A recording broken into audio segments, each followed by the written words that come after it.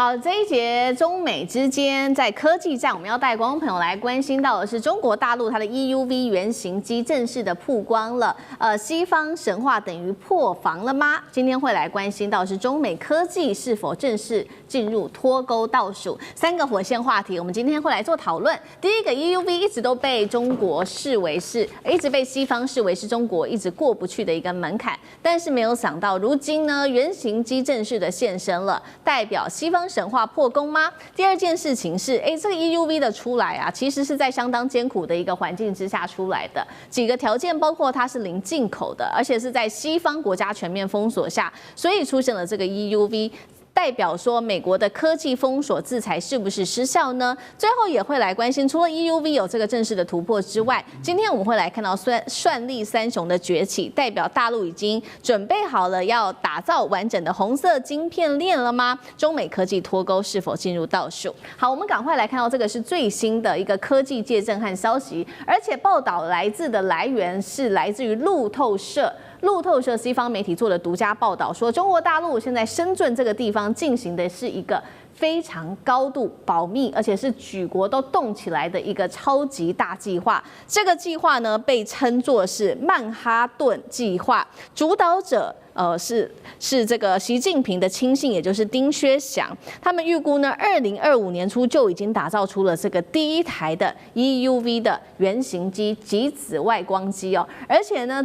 這個消息来源它不是一個概念而已，也不限於過去好像只能做 DUV 而已。現在它已經確定了能夠穩定的產出13.5奈米的極紫外光源的一個實體的設備了。大家要知道，這個目前呢能夠供應這樣子的一個設備的，就是這個艾斯摩爾全球唯一的供應商哦。而且呢，當初他打造這個機器的時候，花了非常大的心力，燒了數十億歐元之外，2019年花了非常久的时間，高達20年的時間，才在2019年勉強商用出來的這個 EUV。現在看到說，大陸不到10年，恐怕就會被反超嗎？能夠在不到10年的時候就做到這樣子的一個 EUV 嗎？如果真的成真，也代表正式打破西方認為 EUV 是中國永遠過不去的一個門檻。賴老師怎麼看？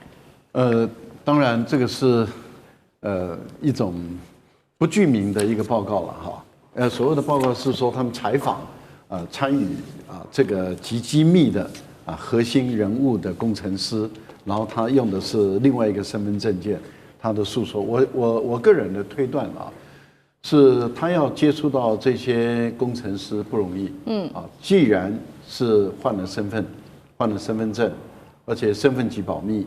而且整個設備都是在嚴密的警衛的管控下，那這個記者怎麼能夠接觸到這一位工程師？而這位工程師怎麼願意跟他說這個情況？為什麼？因為他為什麼要換身份證？如果按照這個媒體所說的，他為什麼要換身份證？就是因為相當有可能他會牽涉到美國的法律的懲罰或者制裁的問題所以才要換身份證。那他為什麼要接受一個採訪，去告訴給自己擔這麼大的風險？所以我想這個報道所引用的，他直接貼身問到這位工程師，我想這是假的。但是我覺得業界裡面的消息是真的，也就是說這種傳言事實上是真的。也就是說應該有這麼樣的一個計劃，有這樣的一個實驗室，有這樣的一個極紫光，因為這個極紫光的這個 EUV 的這個訊息，事實上大陸官方也有隱隱約約的也有透露，也有講。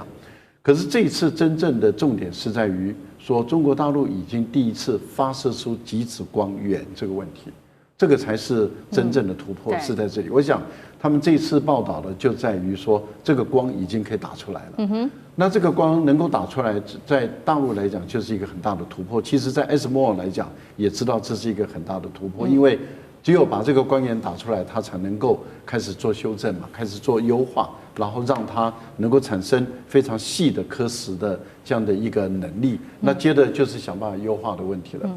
所以 ASML 他當然會緊張，那當然他認為說2028年太快了，他的推斷是認為2030年，所以他的推斷是中國大陸應該是做出來了，但是不會到2028年這麼快。因為要到商業運用量產，它的估計是2030年。可是你知道，常常歐美人的估計是根據他的經驗、他的知識來去作為支撐的。我記得台灣有一位這個台積電的某創始人他當時也估計這個中國大陸的半導體要趕上要到5奈米或者7奈米，他認為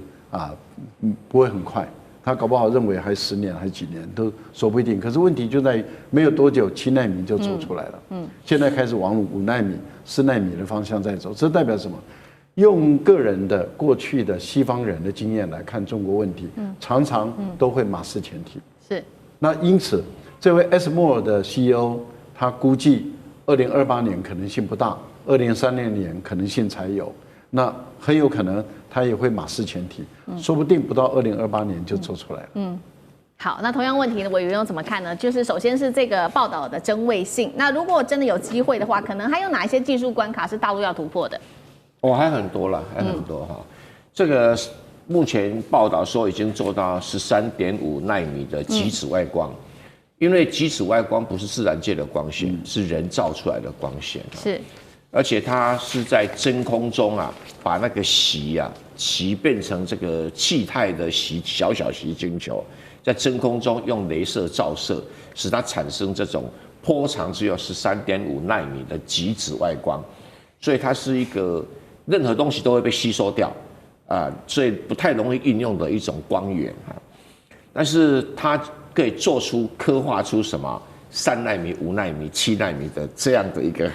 比頭髮絲還細的線條，它的厲害是在這裡，而且非常清楚的顯眼，那有關於中國大陸做出13.5奈米極紫外光的這種新聞已經很久了，就是說你這個光線能不能做得出來是第一步嘛，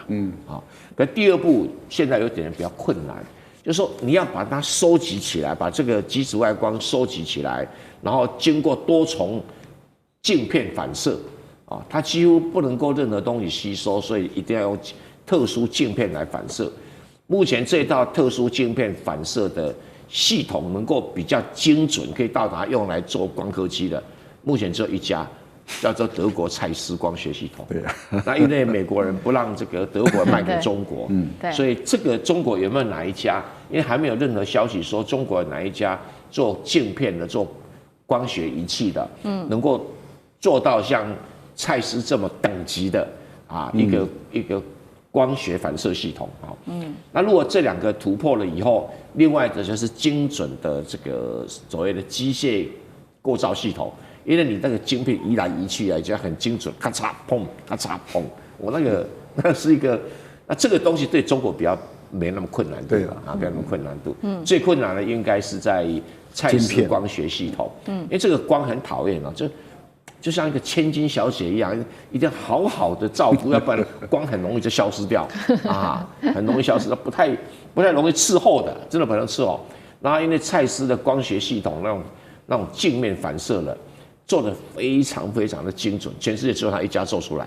目前還沒有聽過哪一家公司做出来。那如果中国能夠克服的話，那就是一個很大很大的突破。好，這個是有關於中國大陸在半導體這個上面，在硬體上面的一個關鍵的技術的一個設備。那另外一方面，美國焦慮的事情，還有大陸現在也力拼它的算力，而且最近傳出了許多的好消息同步成型。3個，第一個，我們看到它的木犀表現推出了首款全國這個產通用的 GPU 叫做犀雲 C600 IPO 首日飆漲了700%。再來看到算力三雄的總市值突破了1兆人民幣，包括了算力三雄寒武紀、摩爾線程跟木犀。再來就是2025年大陸的 AI 晶片市場規模達到了1780億人民幣，3個好消息代表大陸已經準備好打造100%，有機會嗎？紅色的晶片供應鏈，中美科技可以脫鈎了嗎？將軍怎麼看？